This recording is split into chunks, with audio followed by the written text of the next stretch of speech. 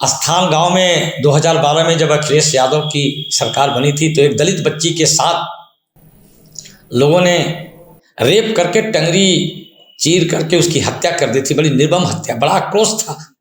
लोगों ने फ़ोन किया मुझे और मैंने कहा कि इस प्रकार की घटना, मैंने पुलिस अधीक्षक से बात किया और लोगों से बात किया, क्योंकि वो पूरा प्रशासन आजम खां के दबाव में था और न्याय नहीं मिल रहा था, मुकदमा नहीं कायम हो रहे थे।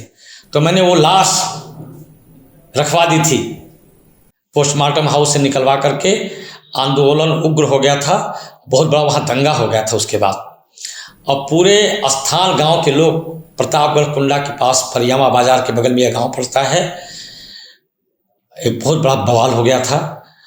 गांव के लोग घर छोड़ करके भाग गए थे, हमको जानकारी हुई थी और मैं गया था। मैंने प्रशासन को चैलेंज किया था, गांव के लोग वापस आए थे और एक लगभग 10-15 हज़ार लोगों के साथ तोगड़िया के साथ मिल करके वहाँ पर मैंने धरना किया था, प्रदर्शन किया था। उसमें मेरे खिलाफ मुकदमा कायम हो रहा था। मैंने प्रशासन को चेतावनी दिया कि ठीक है, आप मुझे गिरफ्तार करो, मैं आ रहा हूँ। प्रशासन के हाथ पांव फूल गए और मुझे बाइज्जत बरी कर दिया, मुचलके पर ही बरी कर दिया। तो मेरा तेवर रहा है ये। और 2014 में श्रद्धेय अशोक जी भारतीय जनता पार्टी के एक बड़े नेता से मिलने गए थे। उस बड़े नेता ने भारतीय जनता पार्टी के जो थे शीर्ष पर उस समय, श्रद्धेय अशोक जी से कहा कि मेरा एक व्यक्ति आपके पास बहुत दिन से पड़ा हुआ है, आप उसे हमें दे दीजिए। अशोक जी सिंगल से जो आज इस दुनिया में नहीं है, उन्होंने जब ये कहा तो बड़े भौचक्के रह गए। भारतीय जनता पार्टी का शीर्ष व्यक्ति मनोज श्रीवास्तव के विषय में मेरे से वार्ता कर रहा है। तो संकट मोचन जो विश्व हिंदू परिषद का सेंट्रल ऑफिस है, वहाँ पे 4-6 प्रमुख पदाधिकारियों से उनकी बात हुई होगी, तो उन्होंने कहा कि ऐसी ऐसी वार्ता है। अब वो सब कहना इस समय ठीक नहीं है, चुनाव की बेला में लोगों को कुछ अटपटा सा महसूस होगा, लेकिन संज्ञान में ये लाना है आपको कि श्रद्धेय अशोक जी के कहने पर मैं भारतीय जनता पार्टी में आया था 2015 में। मेरे विदाई समारोह में वो आए थे, श्रद्धेय अशोक सिंगल जी। विश्व हिंदू परिषद से आपके, हाँ, मतलब कि हाँ, अब मनोज को मैं यहाँ से विदा कर रहा हूँ और ये राजनीतिक क्षेत्र में काम करेगा। तो मेरे उस विदाई समारोह में उन्होंने भाषण दिया था कि मनोज, मैं तेरा कमरा बदल रहा हूँ, तेरा छत वही रहेगा।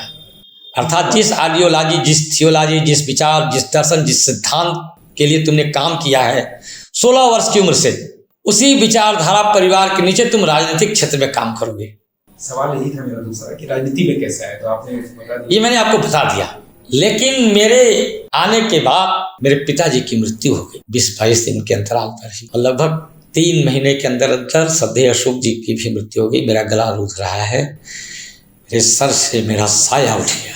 ये भारतीय जनता पार्टी में आने के तुरंत बाद की घटना? जी, तुरंत बाद की घटना है। और जिन लोगों ने अशोक जी से बात किया था वो संगठन छोड़ करके सरकार में आ गए थे, वो मेरी कोई मदद नहीं की। आप उसी स्थिति में असहाय हो गए, कह सकते हैं? जी, मैं असहाय, और मुझे 2016 से एक झुंझुना पकड़ा दिया गया प्रदेश का समिति का सदस्य का, भारतीय जनता पार्टी के प्रदेश की टीम का। जो व्यक्ति पूर्वांचल की धरती पर अपने खून और पसीने से संगठन को सींचा, जो व्यक्ति संगठन खड़ा करने के लिए जब सोनभद्र के दौरे पर जाता था, वापस आता था मिर्जापुर या बनारस जाने के लिए, कभी कभी बस छूट जाती थी, ठिठुरती ठंडक में बस अड्डे पर एक रफ्फल, एक चद्दर ओढ़ करके रात बिताया है। जिस व्यक्ति की पूर्वांचल की धरती पर आवाज होती थी, योगी आदित्यनाथ जी, पूज्य महाराज जी जो आज सूबे के मुख्यमंत्री हुए हैं, उनके साथ मेरी अनेक सभाएं हुई हैं। मुझे भारतीय जनता पार्टी के प्रदेश के जो